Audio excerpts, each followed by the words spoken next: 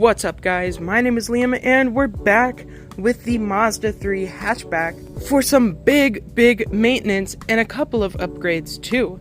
You see, I'm about to replace the transmission in this car, so while it's out I figured I'd upgrade some things. Now you may be asking, why are you replacing the transmission? You obviously drove it into the spot. Yes I did. Well, the second gear synchro in this transmission is going out. Second? Grinded. It makes me very upset. I want to be able to drive the car normally.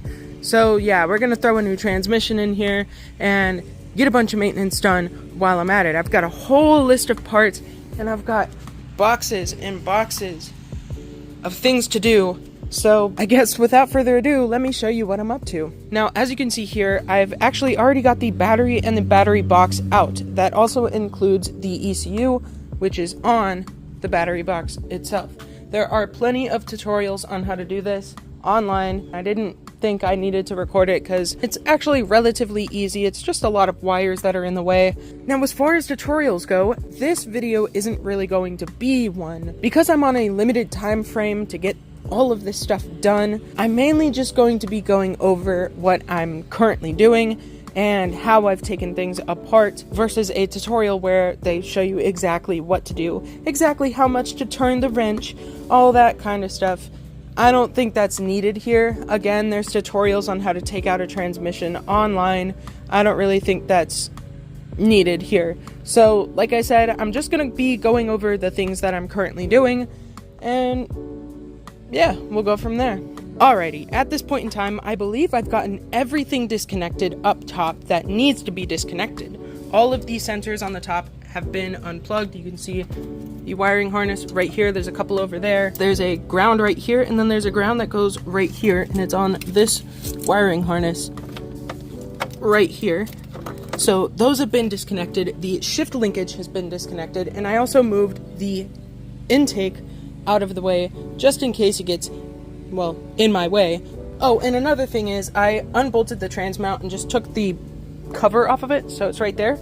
I put the nuts back on, but honestly, the trans mount sits on top of the frame, so you can unbolt it from the top as long as it's not being jacked up from the bottom, and it will just sit in place.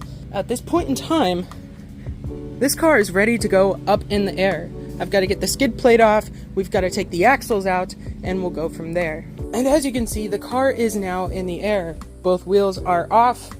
I've got the transmission drained, I've got the skid plate taken off, I've got everything disconnected. What I gotta work on now is the driver's side axle. I'm gonna try and leave the passenger side one in the car, but I don't really know how that's gonna work. I gotta take a look at it and see if I can leave it there. What I gotta go and do right now is, I gotta borrow this car. We gotta go to the store, because apparently the axle nut socket that I have in my tools is not the right one. This takes a 32mm socket, while I have a 35mm in my tools. So yeah, we'll go ahead and work on that next, and I'll be right back. Alright, huge progress update. So both motor mounts are off, the slave cylinder is off, the axle is out, and at this point all I have, supposedly, is the bell housing bolts. So I gotta get those off, put a jack underneath the transmission, and it should be ready to simply slide out. As you can see, everything is disconnected there. Here's another look at the bottom side. Everything's disconnected over here. Alright, I kind of forgot to record for a little bit, but as you can see, we've got the transmission out, we've got the clutch out, and we've got the flywheel out. If you can't tell just by looking at this thing, it is so badly hot-spotted. I mean, that thing is literally trash. You can even see some like stress cracking start to happen if you take a look close enough. Absolutely not. Absolutely not. We're gonna be replacing that with this right here. This is an Exedy lightweight flywheel, and of course I still gotta clean it off, but I just got done installing the dowel pins.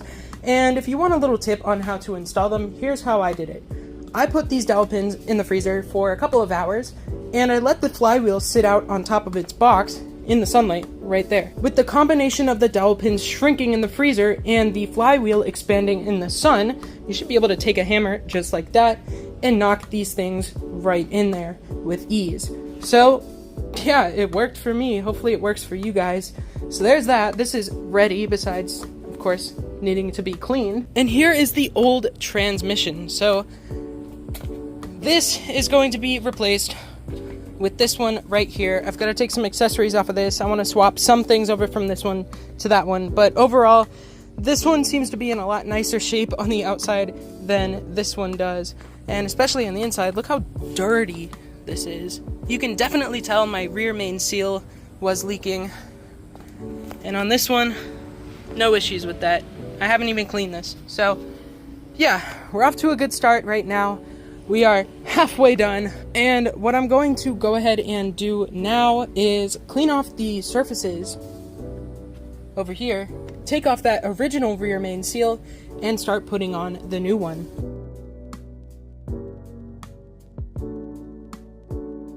Status update. As you can see, I have done a lot. Like I said, I've got the transmission out already.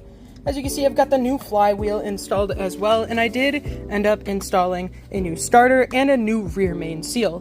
Now, when you're going for starters, try to go OEM. If you can't find OEM, don't go remanufactured. Get a new one from a brand like Remy. When it comes to the rear main seals, if you're going to be doing that on a Mazda 3, make sure you get a Molly rear main seal. Not only are these the best aftermarket seal for this car, but they also come with the installation tool, which most others do not. And you definitely need this to be able to get a good seal to the crank. So yeah, there's some free info for you.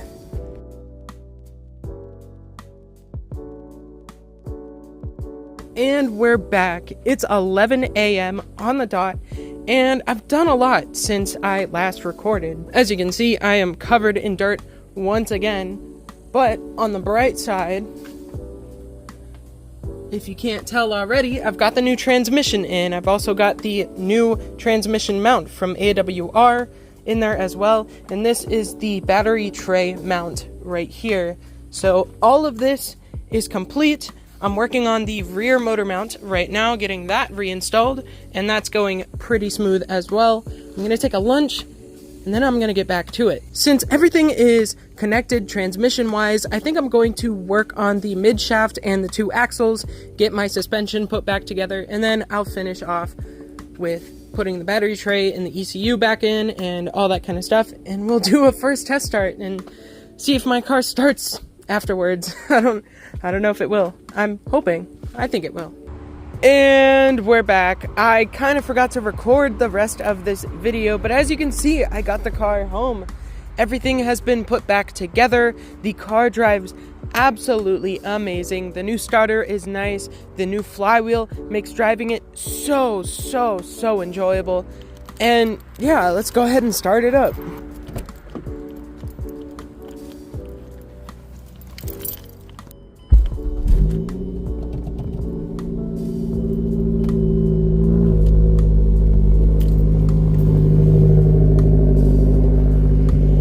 As for acceleration, from what I can tell, acceleration is a lot nicer. It's a lot more snappy with the lightweight flywheel than it was with the OEM one. It seems to have freed up the motor a lot. And yeah, I mean, as far as the transmission goes, it's in there. It's not grinding. It feels super smooth. I'm happy with it all. The bite point is so much better with this new clutch than it was with my old one. The old clutch was absolutely ruined, and this one is phenomenal. And I am very happy with it. I guess it's time to take the car on a little test drive, so let me get you guys set up. And yeah.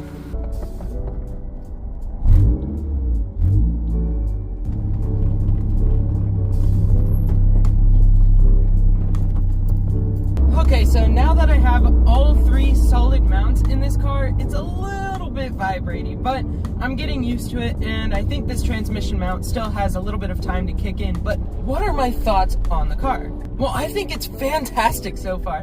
It has been an absolute pleasure to drive. I no longer feel like I'm terrible at manual. I have since realized that it is simply my clutch that was absolutely ruined. Now I can just shift into second gear without it grinding. And it's brilliant. I love it.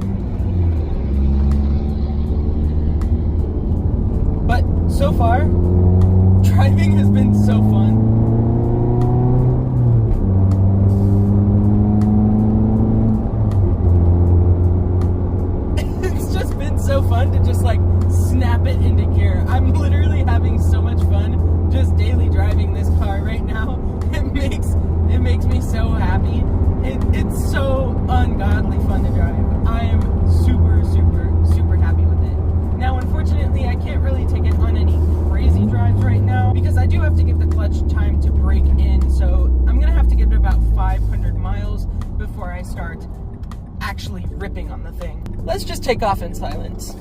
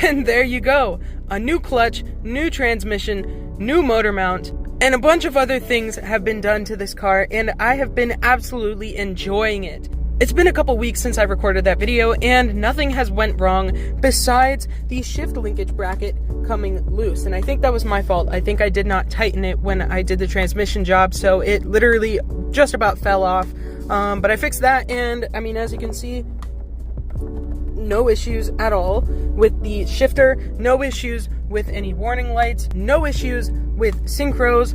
I mean, literally, I'm ecstatic. This was definitely a challenging but fun job, and I definitely enjoyed doing it. With that being said, I'm gonna get out of here. I hope you guys enjoyed the video. If you did, please leave a thumbs up, and if you want to see more car content, especially regarding the 2008 Mazda 3 that I have right here, well, hit that subscribe button down below, because I plan on making more videos with this car. I hope you guys have an amazing day or night, depending on where you are, and I hope to catch you in the next one. Peace out.